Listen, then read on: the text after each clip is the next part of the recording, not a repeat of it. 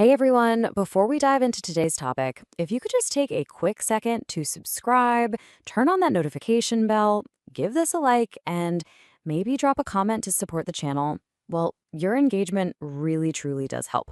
Okay, so the generation gap. It's that thing, right?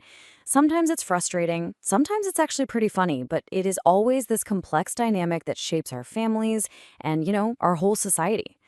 It's a totally universal part of life, but that doesn't make it any less complicated. So today, we're going to unravel. So, this really is the big question, isn't it?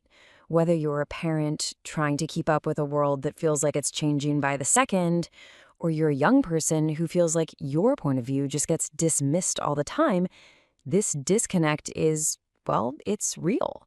So, why does it happen? Where do these invisible walls even come from? That's exactly what we're here to explore together. All right, to really get to the heart of this, our journey today is going to cover four key areas. First, we'll look at the shared experiences that actually unite all of us. Then, we'll define what this great divide really is. From there, we'll zoom in on the specific flashpoints of conflict. The exact moments where things tend to go south. And, most importantly, we'll finish up by exploring how we can actually build a bridge. So let's start with what brings us together before we dive into what pulls us apart. Now, we're starting here for a very good reason. Before we can even begin to diagnose what separates us, we have to acknowledge the really powerful experiences we all share. Every single generation goes on that same wild shared journey of coming of age, and it is just filled with these truly universal moments. Just think about it for a second. We all know that electric feeling of being young, feeling like you have to seize the moment, that the world is just yours for the taking. We all have to navigate that messy, beautiful, and totally transformative period of coming of age. We've all felt that pure joy of just having a whale of a time, laughing with friends until your sides hurt. And we all know that deep comfort of having the company of people you really truly connect with. These are the bedrock human experiences that tie every single one of us together. But here's the thing. Even as we share these universal human moments, the totally different worlds we experience them in can create these huge distances between us. And that's exactly where the Great Divide begins to form. It's the very core of what we're talking about today. That gap that appears when we all start forging different paths. So, what exactly is the generational gap? Well, it's all about those deep-seated differences in opinions, values, and behaviors that pop up between one generation and the next. And this goes way, way beyond just taste in music or clothes. This cuts right to the core principles that we choose to live our lives by. And this right here is precisely why it matters so much. This isn't just some harmless difference of opinion we're talking about. The source material is really clear on this.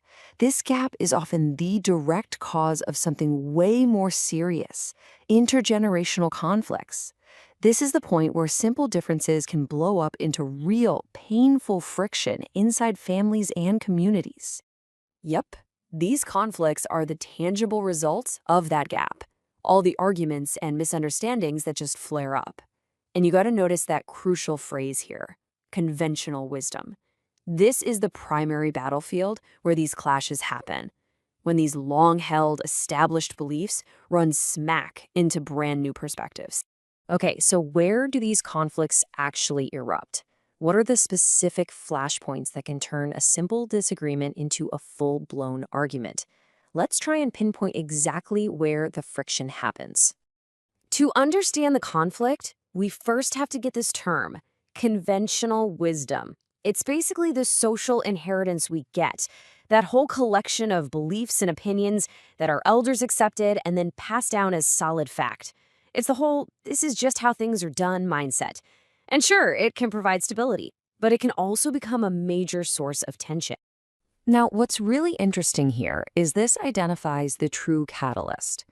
The conflict isn't just about having different ideas.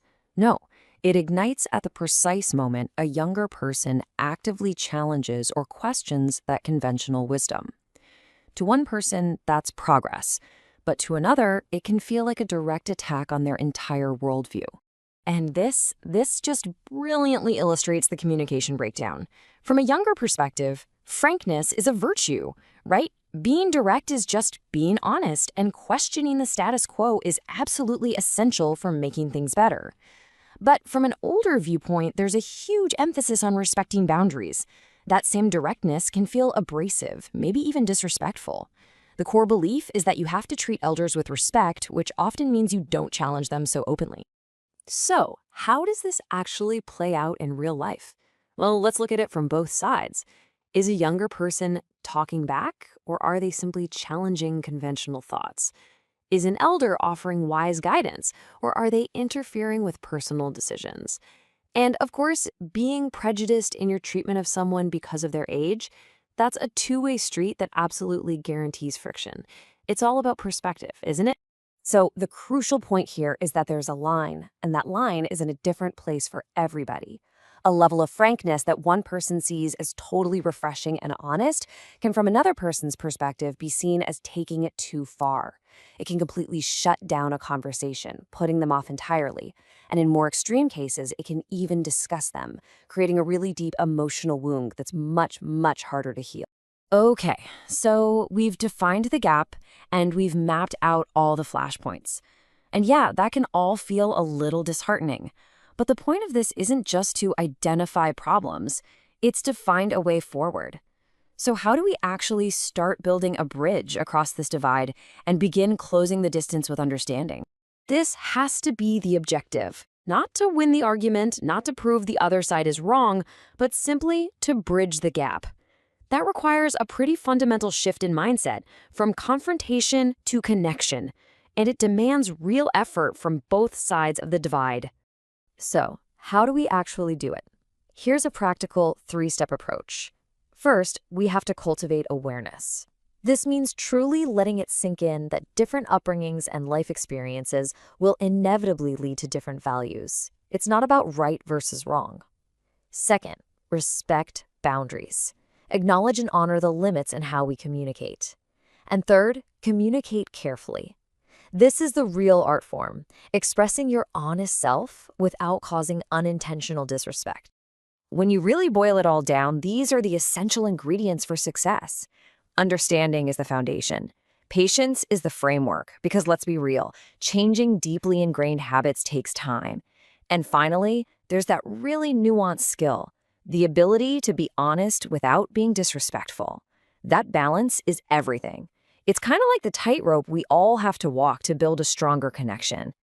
If you take just one thing away from all of this, let it be this. This is the absolute key to empathy. The way a person was brought up, the world they grew up in, the rules they were taught, that directly shapes the principles they live by today. If you can genuinely try to understand how they were raised, you can begin to understand why they hold the views they do. And so, we're going to end with a question for you to think about. Consider the conventional wisdom that you've inherited. Which parts of it are timeless truths, worth preserving and passing on? And which parts are maybe outdated ideas, worth challenging, carefully and respectfully, of course, to make way for a better future? There's no easy answer. What do you think? Let us know in the comments below. We'd love to keep this conversation going. Thanks for watching. Please don't forget to subscribe, turn on the notification bell, like, and leave a comment to support the channel.